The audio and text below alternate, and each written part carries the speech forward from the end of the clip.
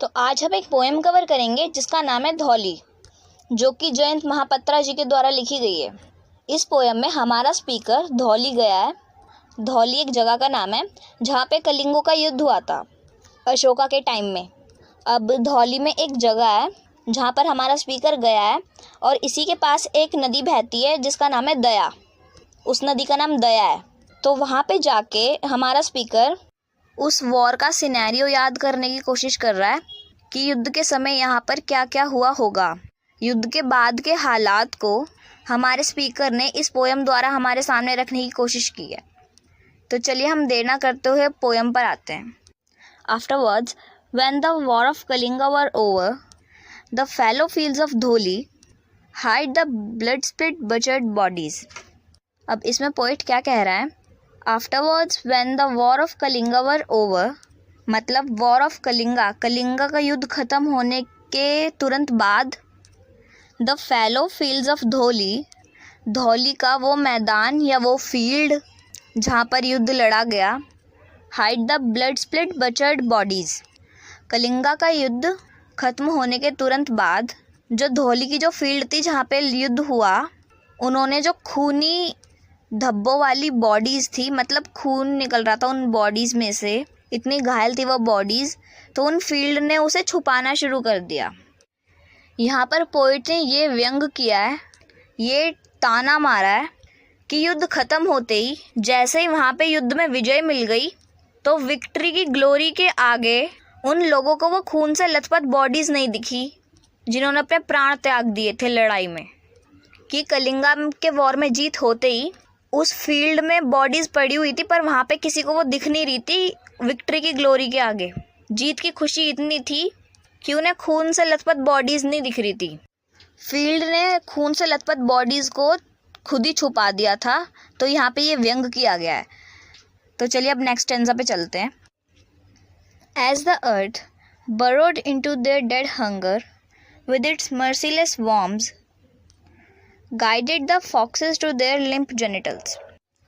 अब इसमें पोइट क्या कह रहा है? As the earth burrowed into their dead hunger, अब जो शहीद हुए हैं युद्ध में उन्हें ज़मीन में गाड़ा जा रहा है, ज़मीन में दफन किया जा रहा है। तो पोइट इसको ऐसे बता रहा है कि जब इंसानों को दफनाया जा रहा है तो उससे जो अर्थ की भूख है वो मिट रही है, मतलब अर्थ खा रही है लोगों को। विद इट्स मर्सीलेस वॉर्म्स, मृत शरीर को ज़मीन के अंदर छोटे छोटे कीड़े खा जाते हैं। तो पोइट ने इसे ऐसे समझाने की कोशिश की है कि कीड़ों द्वारा मृत शरीर को खाकर अर्थ अपनी भूख मिटा रही है। ठीक। Guided the foxes to their limp genitals, अब जो युद्ध में शहीद हुए थे और जो मिल गए, जिनकी बॉडीज़ मिल गई हैं, उन्हें तो दफनाया जा रहा है और अर्थ की भूख मिट रही है। पर जो सिपाही कहीं जंगल में मृत पड़े हैं, उनके शरीर भी नहीं मिले हैं, उन मृत शरीरों को जंगली जानवर खा के अपनी भूख मिटाते हैं।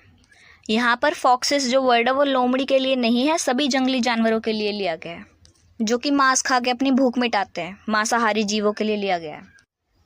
चलिए नेक्स्ट स्टेंजा पे चलते हैं।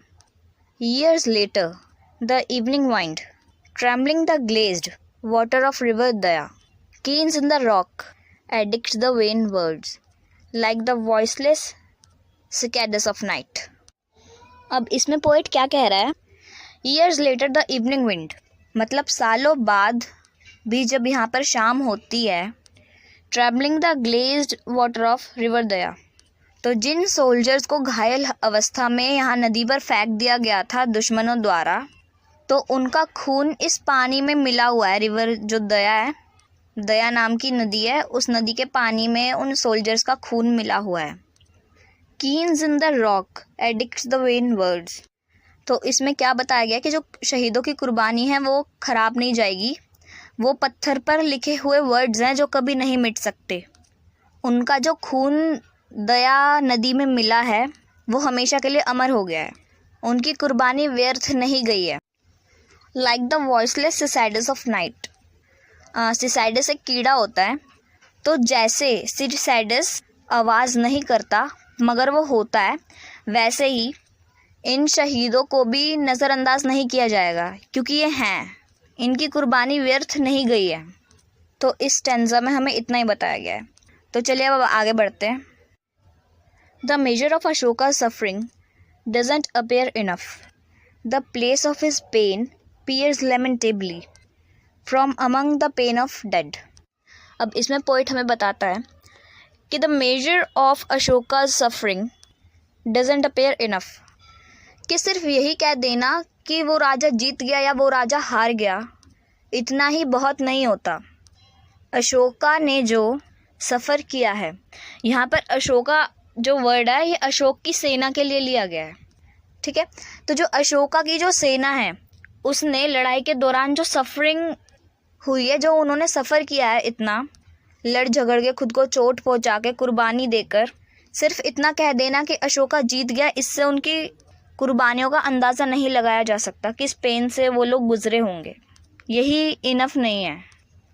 The place of his pain pierce लैमेंटेबली, भले ही हम युद्ध जीत गए हों, पर इस युद्ध के कारण कितने लोगों ने अपने परिवार के लोगों को खो दिया, कितने मारे गए, सारे दुख दर्द छुप गए सिर्फ एक विक्ट्री के ग्लोरी के आगे। जीत की खुशी ने जो लाखों परिवारों के दुख थे उसको दबा दिया। जिन्होंने इस दर्द को झेला है वो हमेशा रिग्रेट करते रहेंगे कि युद्ध क्यों हुआ। लैमेंटेबली का अर्थ यहाँ पे रिग्रेट के लिए लिया गया है, ठीक है। तो लास्ट लाइन कहती है place of his pain pierce lamentably from among the pain of dead. इसमें यही बताया गया है कि अभी तो हम युद्ध जीत गए, पर यदि हार जाते तो जो हमारे सैनिक मारे गए हैं, शहीद हुए हैं युद्ध में, उनका दुख बहुत लगता, उनका रिग्रेट बहुत होता कि उन्होंने अपने जान की कुर्बानी दे दी है। मगर अभी हम युद्ध जीत गए हैं, तो अभी जनता को जीत की चमक के आगे उस दर्द का अनुभव नहीं हो रहा है, उस दर्द को वो महसूस नहीं कर पा रहे हैं कि कितने सारे सोल्जर्स मारे गए हैं, कितने सारे सोल्जर्स ने अपनी जान गंवा दी है। तो यहाँ पर फिर वही बात बोली गई है कि जीत की चमक के आगे सब इतने अंधे हो गए हैं कि उन्हें सोसाइटी की वो डार्क साइड नहीं दिख रही कि कितने सारे सैनिक मारे गए हैं और उन्हें उनके परिवारों को क्या दुख झेलना पड़ रहा है। युद्ध की जीत में भी यहाँ पर कितने लोग हैं जो खुद को हारा हुआ महसूस कर रहे हैं क्योंकि उन्होंने अपने परिवारजनों को खो दिया है। और इसी के साथ हमारी ये पोयम यहीं पे ख़त्म होती है।